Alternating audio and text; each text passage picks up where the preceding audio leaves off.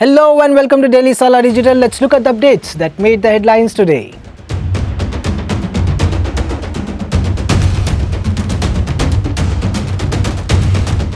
Shani Luke, a 23-year-old German-Israeli woman abducted by Hamas on October 7 during an attack on Israel, is dead. She was taken hostage at the music festival where over 200 were killed. Her mother, Ricarda Luke, and the Israeli government confirmed her death. After she was missing in a viral video, her mother appealed to both governments, stating that she received a video where she could clearly see her daughter unconscious in the car with the Palestinians driving around Gaza. Hamas has not commented on the Shani's death yet. Hamas had killed over 1,400 Israelis and taken over 200 hostages on the October 7 surprise attack. Over 8,000 Palestinians have been killed since the war broke out. In a potentially unprecedented data breach, personal data from more than 81.5 crore Indian citizens have been exposed online. Reportedly originating from the Indian Council of Medical Research, the breach initially came to the light by ReSecurity, a US-based security and intelligence agency. A threat actor known as Pawn 001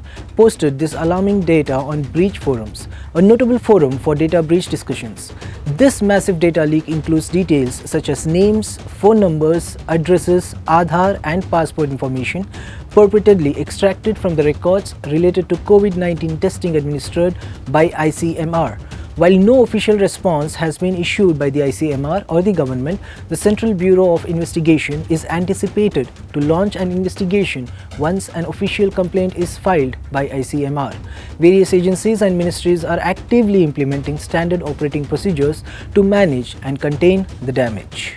The winners list of the 68th Karnataka Rajotsava award has been released by the Karnataka. The winners list of the 68th Karnataka Rajotsava award has been released by the Kannada and Cultural Department Minister Shivraj Tagandagi at Vidhana Sauda.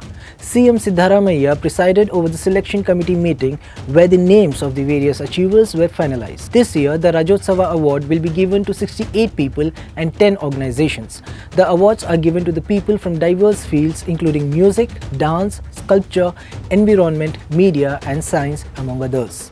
Journalists Maya Sharma, Dinesh Amin Mattu, Javarappa and Rafi Bhandari, a senior correspondent of Daily Salar, are some of the winners.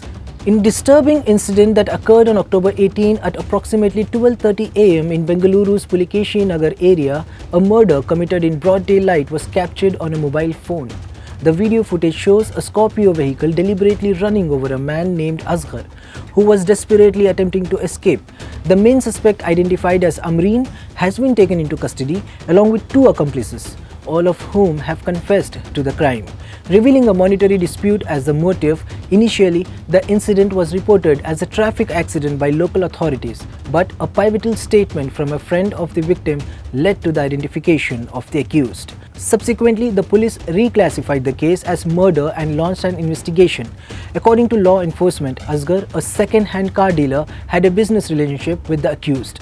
A financial dispute arose when Amreen failed to pay Asghar Rs 4 lakhs for a car purchase. Tensions escalated into a physical altercation, prompting Asghar to file a case against Amreen for assault at JC Nagar police station. Amidst rising concern, residents of the Kudlu Gate locality in Bengaluru have reported the presence of a leopard in their vicinity.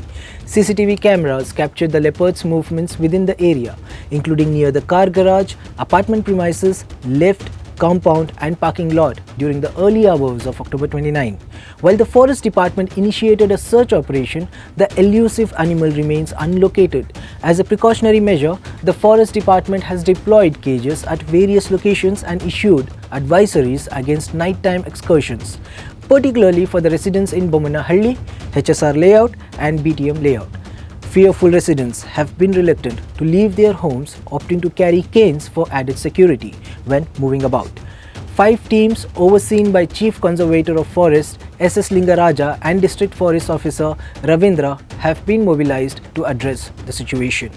Amidst growing Maratha community protests in Maharashtra, bus services connecting Bengaluru to key cities in the state have been temporarily cancelled due to disturbances along the Pune-Bengaluru route. Initially, peaceful demands for Maratha community reservations have escalated into a violent protest involving incidents of arson and disruption of daily life. The Karnataka State Road Corporation has suspended its Bengaluru to Shirdi, Mumbai and Pune bus services in response to the blockade of the Pune-Bengaluru route by demonstrators. While traffic on the route has partially resumed, tensions persist following the recent torching of KKRTC bus in Omerga, Maharashtra by unidentified individuals. As a result, bus operations to Maharashtra have been temporarily halted, with services set to resume once the situation stabilizes. Bengaluru police have apprehended a 45-year-old man Sharad Gaud from Telangana's Hyderabad accused of operating a fraudulent education consultancy to deceive 18 medical seat aspirants. Gaud established the Nexus Edu Consultancy on BEL Road in Bengaluru earlier this year, allegedly acquiring students' data who had taken the National Eligibility Cum Entrance Test, that is NEET. He hired telecallers and promised aspiring medical students seats in renowned colleges across India in exchange for hefty payments. Gaud, who was arrested with Rs 47.80 lakh in his possession, now faces charges including criminal conspiracy, breach of trust, cheating and forgery of valuable security. An arbitral tribunal has issued a ruling mandating the West Bengal government to compensate Tata Motors Limited with Rs 766 crore for the losses incurred in their capital investment related to the Singur manufacturing plant. Tata Motors disclosed this information in an official exchange filing. In response to this ruling, the Trinamool Congress has said it is not the final verdict and legal avenues are open to the government for further action. Additionally, the tribunal has granted Tata Motors permission to recover Rs 1 crore as reimbursement for the legal expenses incurred during the proceedings from the West Bengal Industrial Development Corporation Limited. To provide the context, Tata Motors established a car manufacturing facility in Singur in 2006, with the government allocating 1,000 acres of farmland for this purpose. However, due to the protest and issues related to the land acquisition in Singur, the company relocated the manufacturing plant to Sanand in Gujarat in 2008. Lionel Messi, the forward for Argentina and Inter Miami, won his 8th Ballon d'Or award at the Théâtre du Châtelet in Paris. The top player for the men's category outperformed Manchester City's Erling Haaland in a list of 30 candidates. Messi dedicated his win to the late Argentine legend Diego Maradona, who would have turned 63 on October 30. Aitana Bonmati, a World Cup champion from Spain, clinched the women's award. The Ballon d'Or is a highly regarded accolade that recognizes the world's best footballer for the year, as determined by a global panel of 100 journalists. Matthew Perry's TV series Friends cast broke the silence on Perry's death. The cast, including Jennifer Aniston, Courtney Cox, Lisa Kudrow, Matt LeBlanc and Davey Schwimmer, released a collective statement expressing sorrow for the unfathomable passing of the actor. The cast conveyed deep grief by stating, "We are all so utterly devastated by the loss of Matthew. We were most than just castmates. We are family." Matthew Perry tragically passed away on October 28 at his home in a bathtub. Well, that's it for today. For more latest news and updates, you know what to do. Subscribe to Daily Salar Digital.